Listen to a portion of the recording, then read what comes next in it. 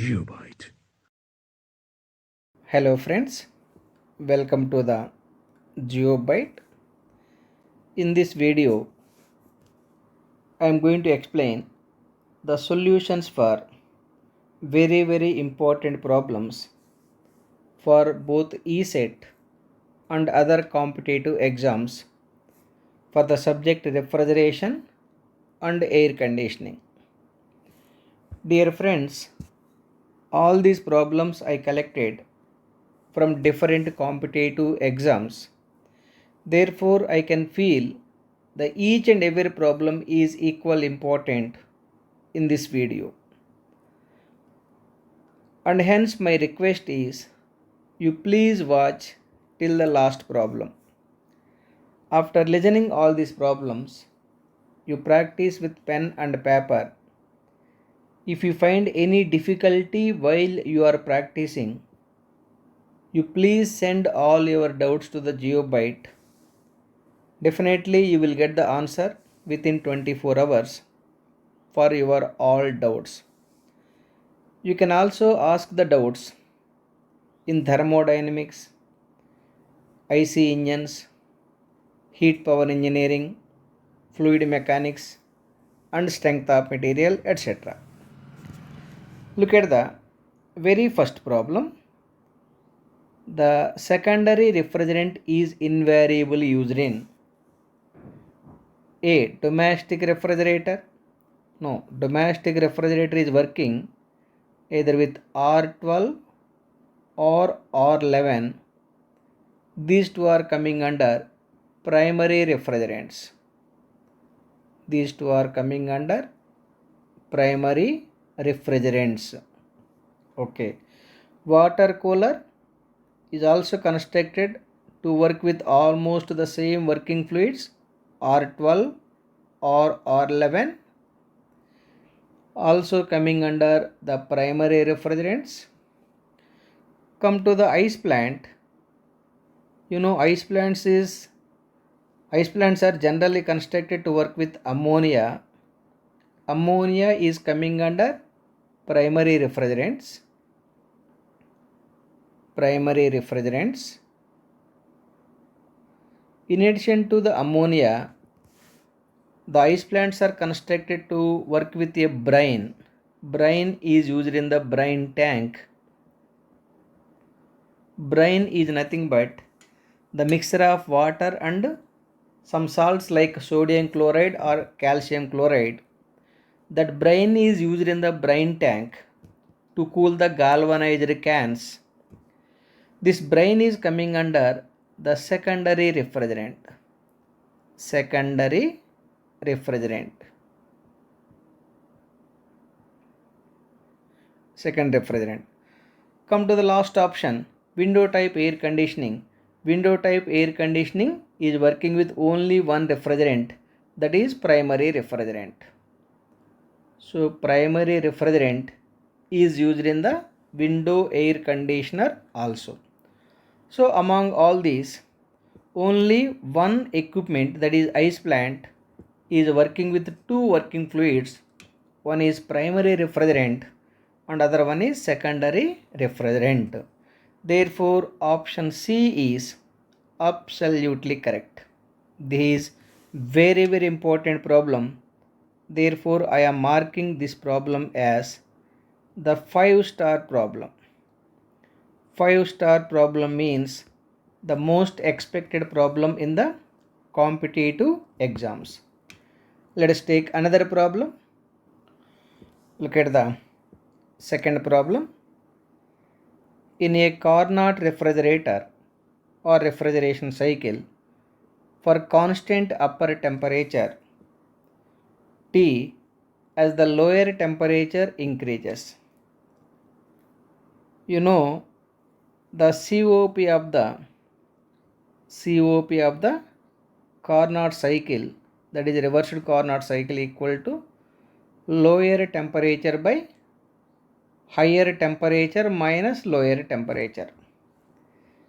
It is given that upper temperature, for constant upper temperature T, if TH Of course, the TH he has given as T, that is remaining constant.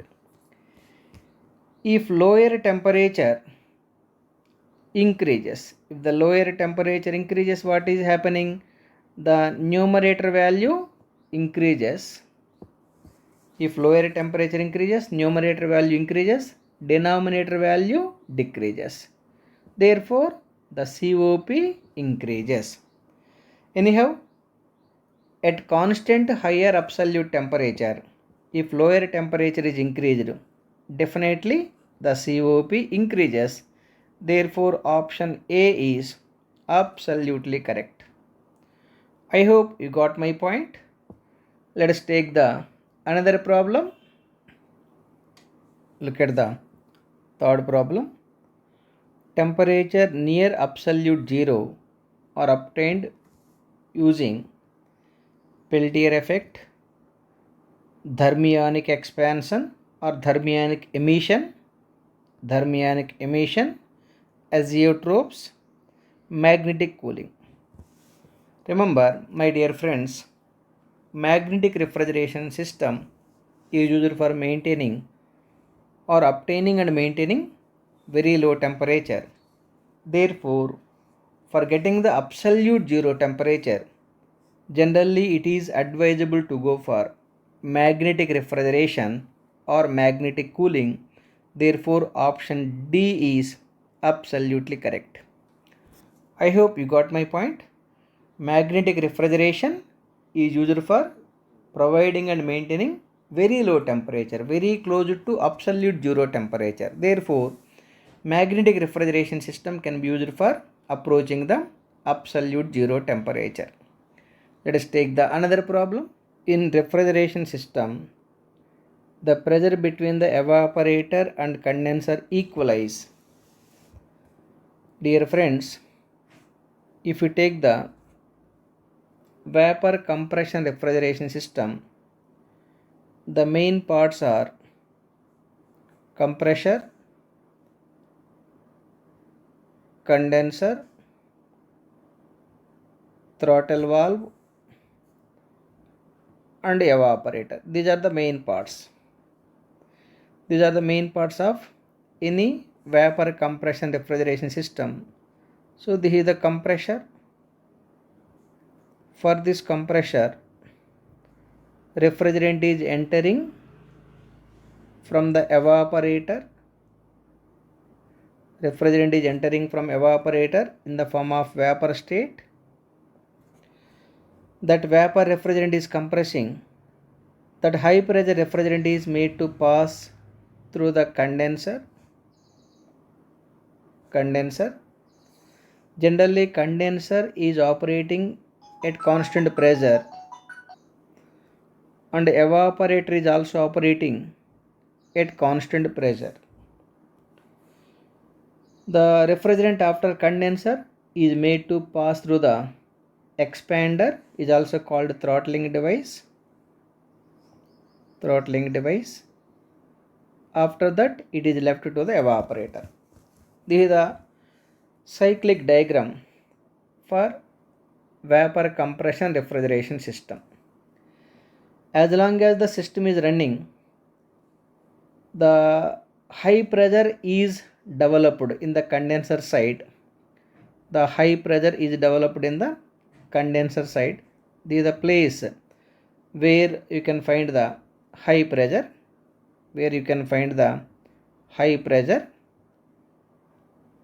High pressure is found in the condenser, and in the evaporator side, practically you are finding the low pressure.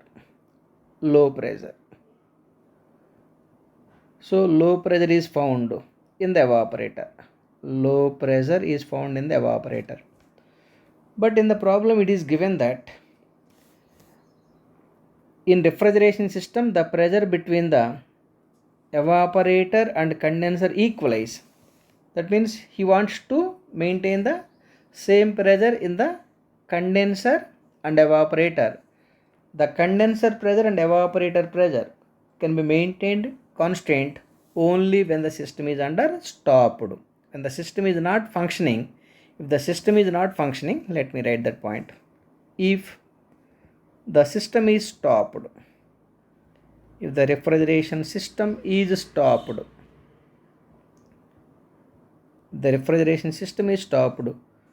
the condenser pressure is equal to evaporator pressure. While the system is running, while the system is running, remember the condenser pressure always greater than the evaporator pressure. Now come to the options. So to maintain the evaporator pressure and the condenser pressure equal, option A, when the system stops functioning, absolutely correct.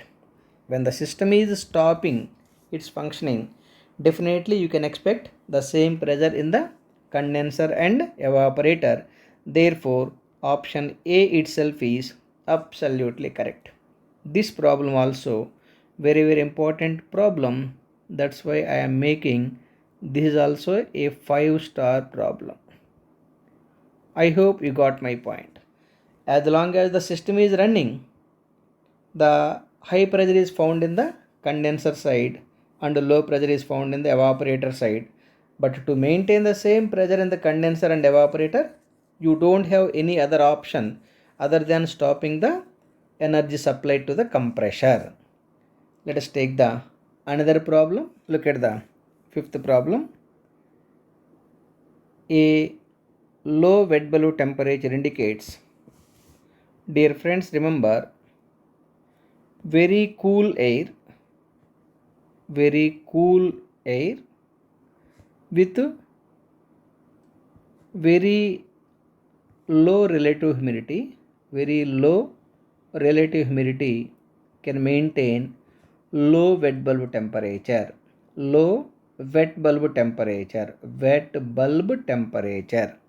This point is very important. The air which is maintaining low wet bulb temperature means that air is maintaining low temperature, means cold air and with low relative humidity. Look at the options. Look at the option B. Option B itself is absolutely correct. This problem also important problem. Once again, the cold air with low relative humidity can maintain the low wet bulb temperature. Let us take the another problem. Look at the sixth problem. A Bell-Coleman cycle is, dear friends, remember, Bell-Coleman cycle is reversed Brayton cycle. Or reversed Joule cycle. So option A, Carnot cycle, no. Reversed Joule cycle, absolutely correct. Option B is absolutely correct. And remember, for Bell-Coleman cycle, air is the refrigerant. Air is the refrigerant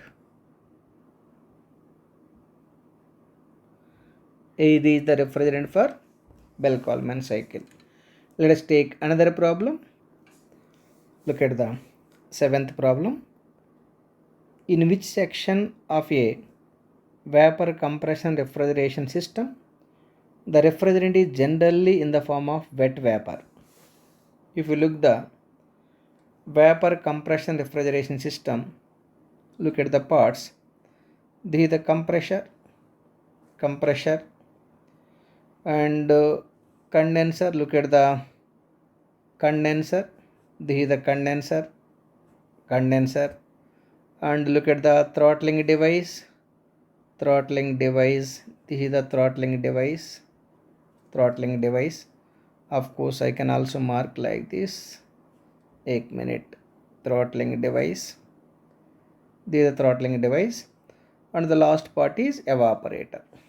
Last part is evaporator. This is the evaporator. For the compressor, refrigerant is entering in the form of vapor. That vapor refrigerant is compressing. That vapor refrigerant is entering to the compressor at low pressure. That low pressure vapor refrigerant is becoming high pressure vapor refrigerant. That high pressure vapor refrigerant is passing through the condenser where the vapor is becoming liquid. That liquid refrigerant is expanding in the expander or throttling in the throttling device. Because of that, the pressure is decreasing. Here high pressure liquid is available.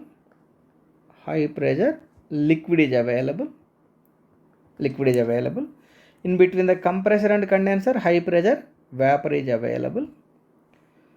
After expander, the low pressure liquid is available. That low pressure liquid is entering to the evaporator. That low pressure liquid refrigerant is extracting the heat from the working material, whatever you kept in the evaporator. So this is the place where we are keeping the working material. From that working material, that liquid refrigerant is extracting the heat. By the time the liquid refrigerant is extracting the heat, the liquid is turned to vapor. Since the liquid is turned to vapor at low pressure, in the evaporator, practically you can find the wet vapor. In the evaporator. Even if you look at the TS diagram, look at the temperature versus entropy diagram. Even if I look at the TS diagram, temperature versus entropy diagram, 1 minute. Temperature versus entropy diagram. Let me select the saturation dome. This is the saturation dome. Apex point is indicating the critical point. It consists of only two pressure limits. This is the state 1 where the pressure is P1. State 2 where the pressure is P2. Pressure is increasing in the compressor from P1 to P2. The same pressure is maintained in the condenser. At state 3 also pressure is P2.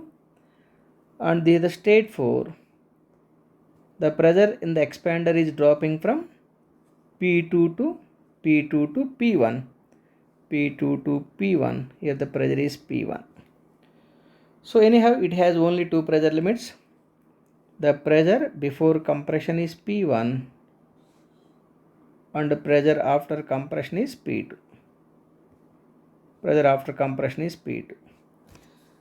Generally, at low pressure, dry saturated refrigerant is entering to compressor. Low pressure, dry saturated refrigerant is entering to compressor. That refrigerant is compressing. Because of the compression, the dry refrigerant is becoming superheated refrigerant.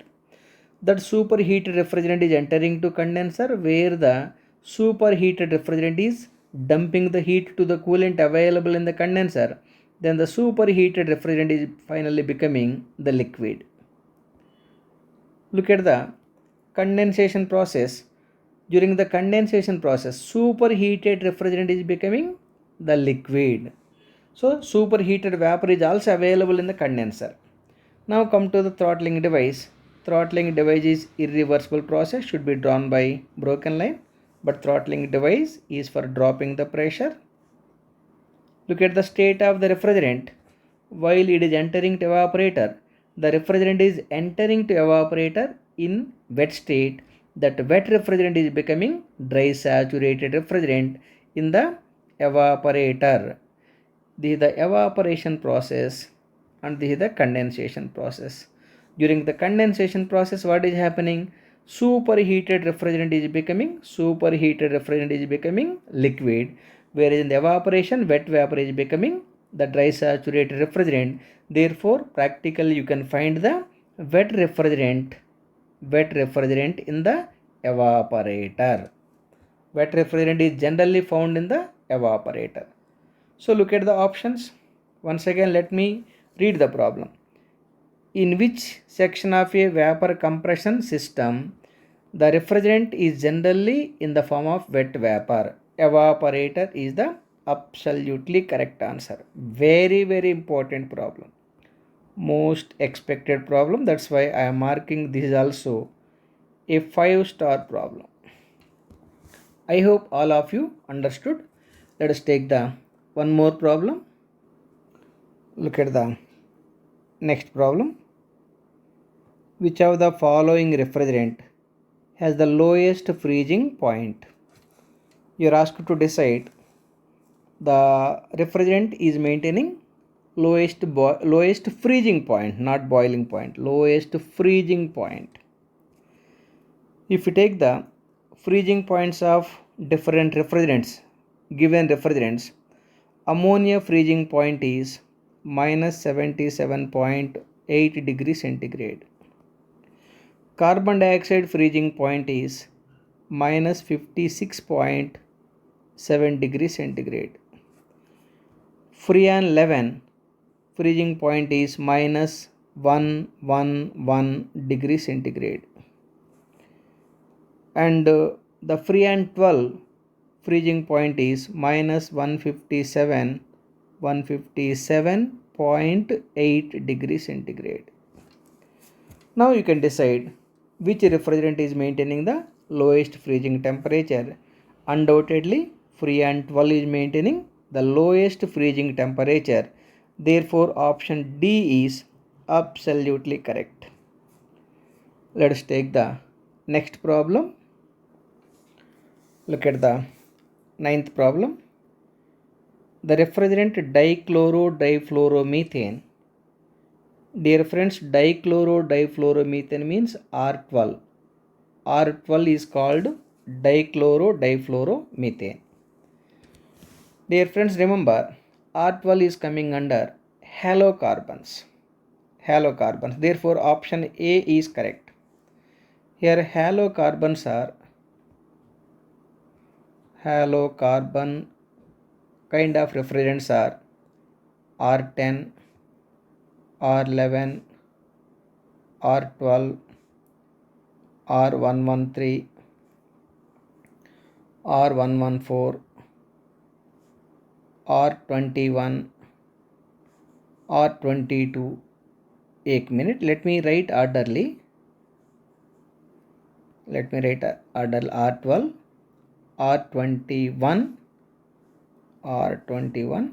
एक minute. R21, R22, R113, R114. These are all coming under halocarbons.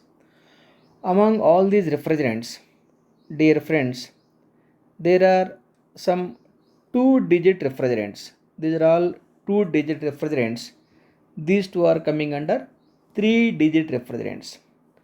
All 2-digit refrigerants are coming under methane group. This point is very, very important. Methane group. All 3-digit refrigerants like R113 and R114 are coming under ethane group. Ethane group.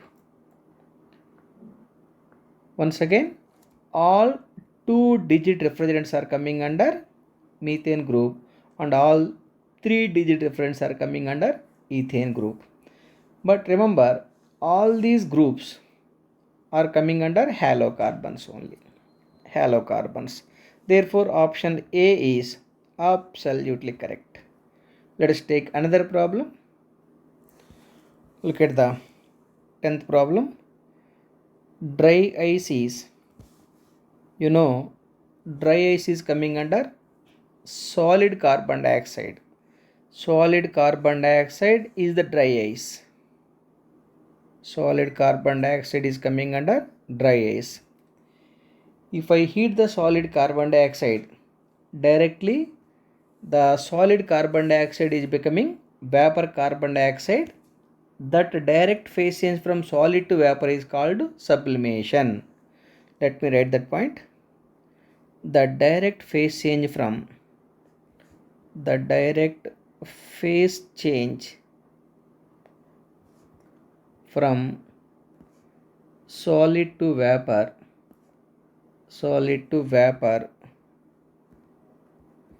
is called sublimation. The direct phase change from solid to vapor is called sublimation. Similarly, the direct phase change from vapor to solid, the direct phase change from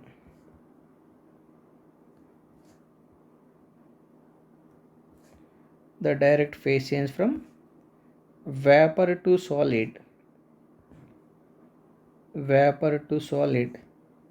is called desublimation.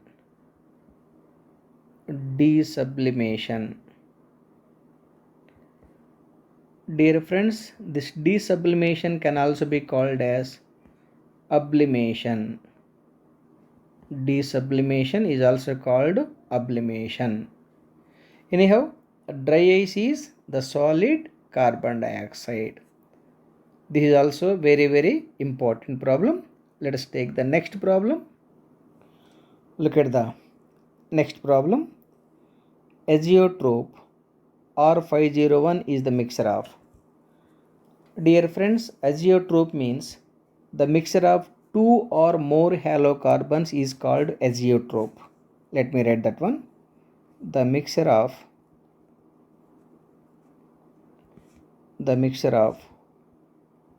two or more halocarbons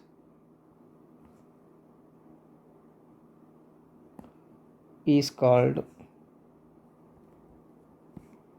azeotropes. Dear friends, remember, azeotropes are kept in 500 series. Azeotropes are kept in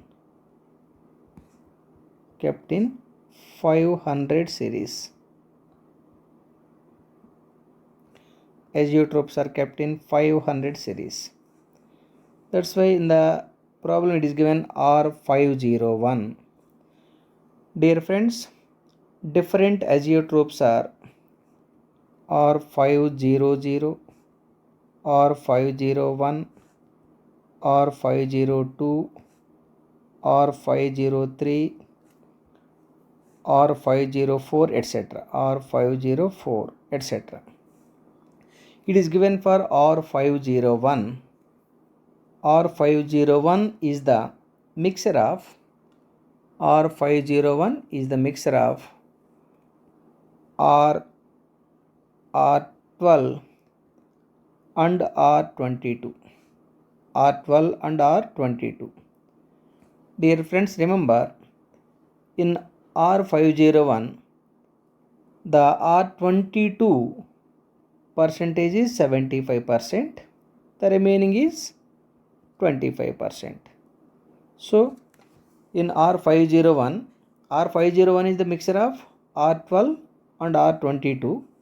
R12 percentage is 25%, R22 is 75%. Right? I hope you got my point. It is a mixture of R12 and R22. R12 and R22. Therefore, option B is absolutely correct. R501 is the mixture of R12 and R22. Let us take the next problem. Look at the 12th problem. In a refrigeration system, which is usually the costliest item, undoubtedly compressor with motor. Compressor is driven by a motor.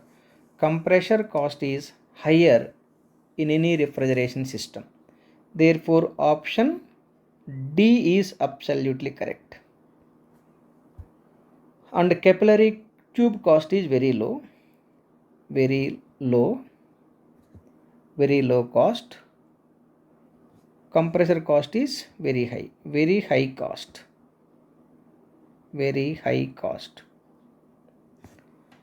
Look at the next problem. Look at the 13th problem. In aircraft refrigeration, the refrigerant used is air. Air is the refrigerant for aircraft refrigeration. Option D is correct. Dear friends, remember here air refrigeration cycles are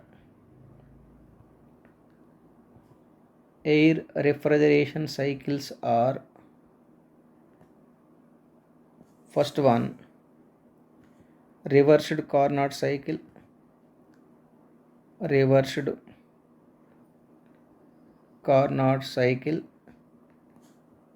Bell-Coleman cycle,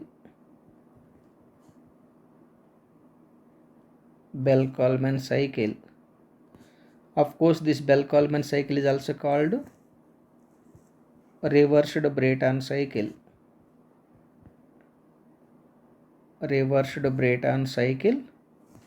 or reversed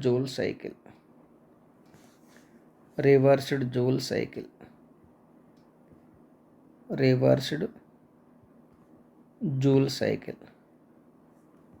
And the third kind of cycle is bootstrap air refrigeration system.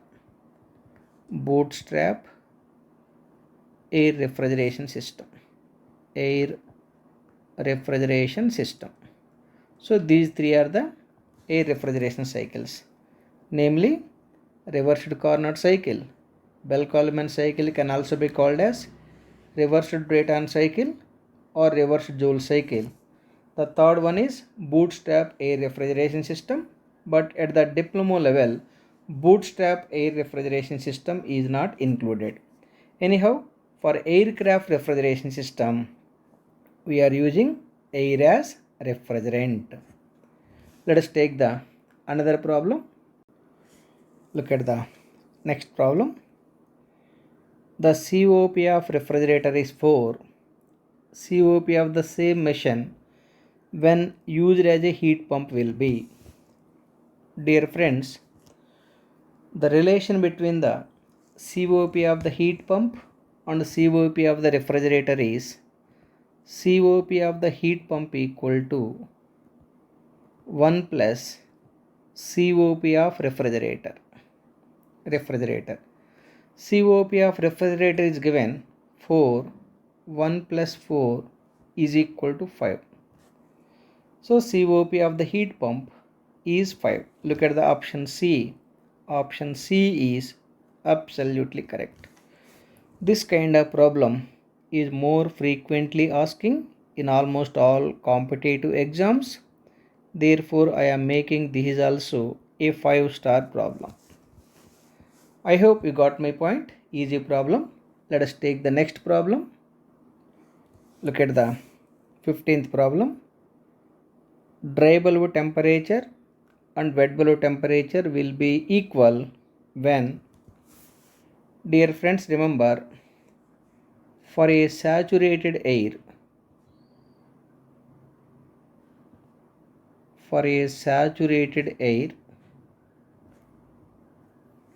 dry bulb temperature is equal to wet bulb temperature is equal to dew point temperature. For a saturated air, these three temperatures are equal and the relative humidity equal to 100%. Only for saturated air, the dry bulb temperature and wet bulb temperatures are identical. For that air, the relative humidity will be 100%. Now look at the options. Let me read the problem once again. Dry bulb temperature and wet bulb temperature will be equal when option A, dew point is 20 degrees centigrade. No. Option B, specific humidity is 100 grams per kg of dry air. No.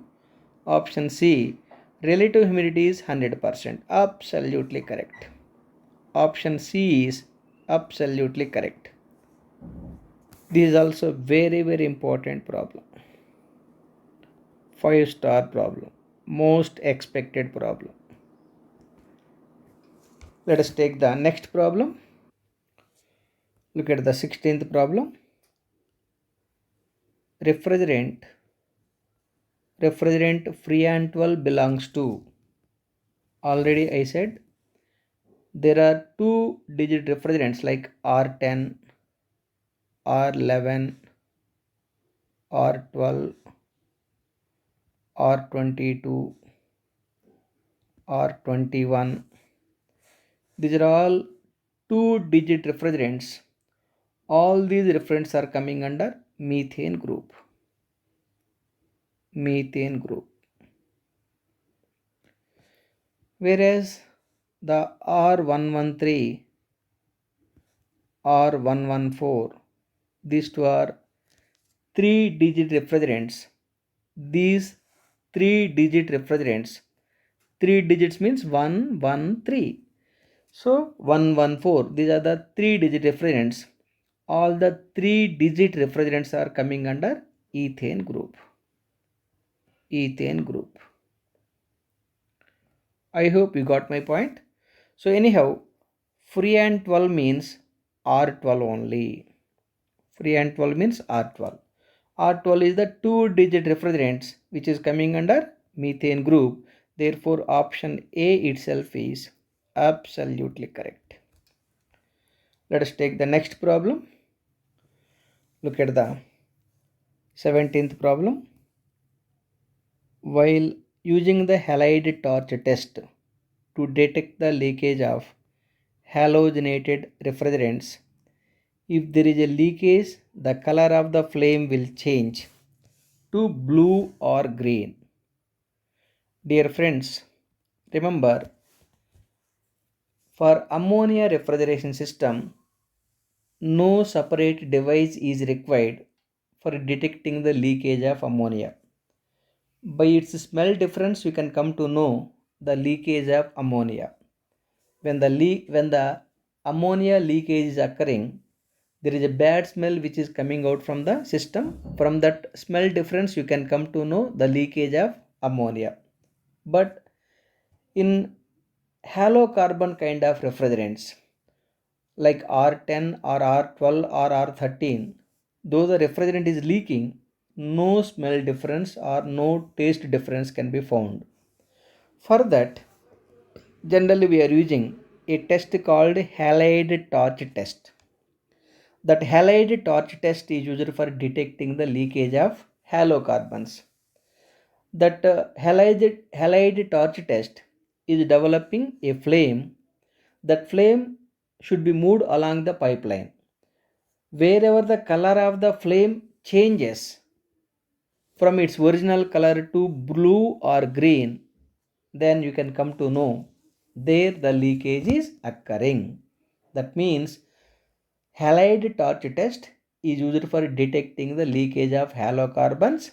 Wherever the leakage is occurring, the color of the flame changes to blue or green. This is also very important problem. That's why let me make this is also the most expected problem, that is a 5-star problem. The most expected problem. Most expected problem. I hope you got my point. This is very important problem. Let us take the next problem. Look at the next problem. In a Brayton refrigeration cycle, as the pressure ratio increases, COP decreases. Absolutely correct. Because the COP of the Bell-Coleman cycle is equal to 1 by Rp power gamma minus 1 by gamma minus 1, where Rp equal to pressure ratio. Rp equal to pressure ratio. Remember, if the pressure ratio increases, it is given like this. If the pressure ratio increases, the denominator value increases, 1 by increasing value will decrease the COP. That's why the graph between the COP, the graph between the COP and pressure ratio Rp is like this. It is like this. As the pressure ratio increases, the COP decreases like this. At small pressure ratio, when the pressure ratio is small, the COP is high at this particular state. Or with this pressure ratio, state to pressure ratio, let that is RP2, the COP is only this much. So this is RP2, this is RP1. Corresponding to RP1, this is the COP1. Corresponding to RP2, this is the COP2. Anyhow, the COP of the Bell-Coleman cycle is inversely proportional to pressure ratio. If the pressure ratio is high, COP is less. I hope you got my point. This problem also I am making as most expected problem in the competitive exams. Very, very important problem. Let us take the next problem. Look at the 18th problem. In refrigeration system, expansion device is incorporated between, look at the mechanical refrigeration system. The mechanical refrigeration system consists of the compressor. So this is the compressor, condenser. Look at the condenser, let me take this color. So this is the condenser, expansion valve. This is the expansion valve. And look at the evaporator. So this is the evaporator. Otherwise, let me mark another color. This is the evaporator is working at constant pressure. Condenser is also working at constant pressure. Look at the different components. Here you have to select the component in the direction. The refrigeration cycle should be drawn always in the anti-clockwise direction. Direction is very, very important. Look at the compressor. This compressor is placed between the evaporator and condenser. It is like this. Compressor. Let me write it clearly. Compressor. Condenser. Let me write all the parts. Condenser, expander, and evaporator. Look at the evaporator. Evaporator is placed. This is the evaporator. Evaporator is placed between the expander and compressor. So it is in between expander and compressor. Evaporator is between expander and compressor. This compressor is in between evaporator and condenser.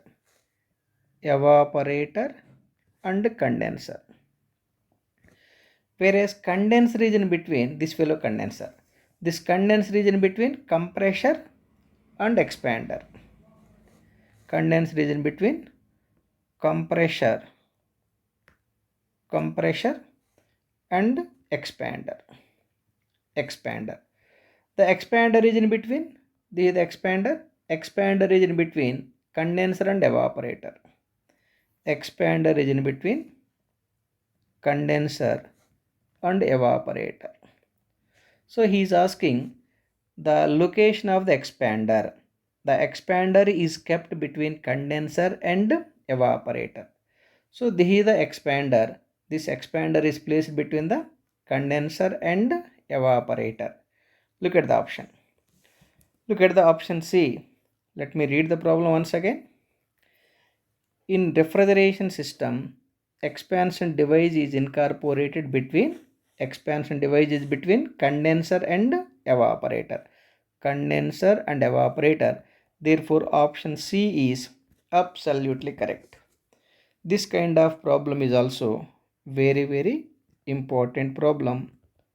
That is most expected problem, 5-star problem. Let us take the next problem. Look at the 19th problem. A condenser of a refrigeration system rejects heat at a rate of 120 kilowatts. The heat rejected in the condenser is given 120 kilowatts,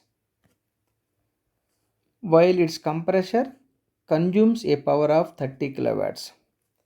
The compressor power is given 30 kilowatts. The COP of the system would be, you're asked to find the COP. COP of the system is how much? If you look the refrigerator mechanism, this may be your refrigerator. This refrigerator is taking the heat from the cold space. This is the cold space. The amount of heat absorption is QA. It is equal to refrigeration effect by consuming the work energy, and it is dumping the heat to the surroundings. It is dumping the heat to the surroundings.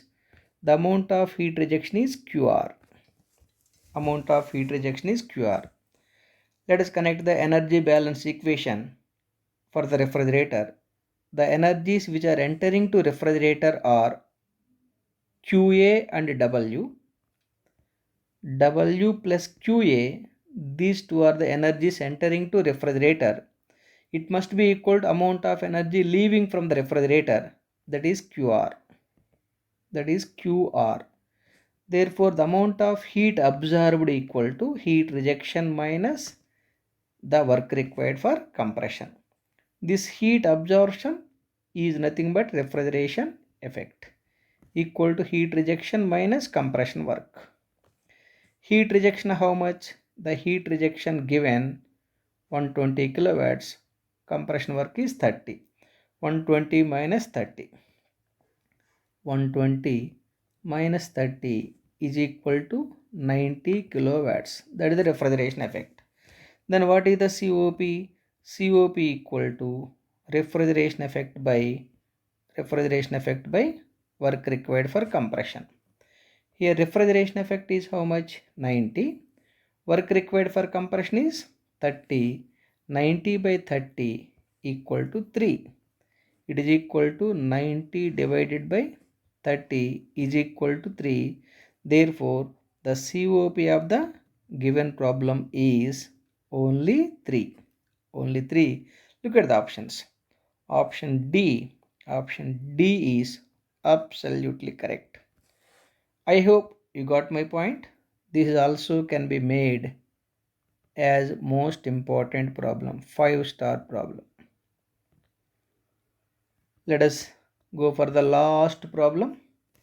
The last problem is, look at the last problem. A Carnot cycle refrigerator operates between 250 Kelvin and 300 Kelvin.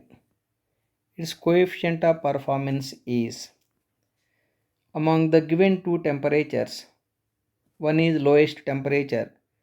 The lowest absolute temperature is given 250 Kelvin. This is the lowest temperature.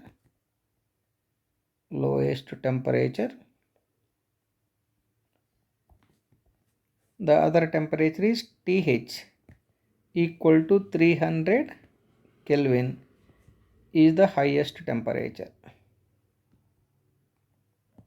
Highest absolute temperature. Now the COP of the reversed Carnot cycle equal to lowest temperature by highest minus lowest absolute temperature. Here lowest temperature, look at the lowest temperature. This is the lowest temperature, 250 Kelvin divided by 300 minus 250. It is equal to 250 divided by 50.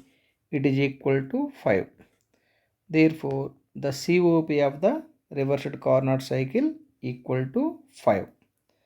This is the answer. Option B is absolutely correct. For example, if the same problem is given for COP of the heat pump. Here the COP of the heat pump equal to what? 1 plus COP of the refrigerator. COP of refrigerator. So this is the COP of refrigerator. Therefore COP of the heat pump is 1 plus COP of refrigerator. It is equal to 6. If the same problem is given for heat pump, the COP of the heat pump is 6. Anyhow, the option B is absolutely correct. With this problem, my dear friends, I am concluding this video. Since all these problems are equal important, you please practice once again. If possible, thrice you practice. If you find any difficulty or if you need any clarifications regarding the refrigeration and air conditioning, you please send all your doubts to the GeoByte. Definitely I will answer all your questions. You please subscribe our channel for getting the update information. My dear friends, you can also ask the doubts from strength of material, fluid mechanics and hydraulic machines, thermodynamics, heat power engineering, IC engines, etc. Thank you. Thank you very much once again. Have a great day. GeoByte.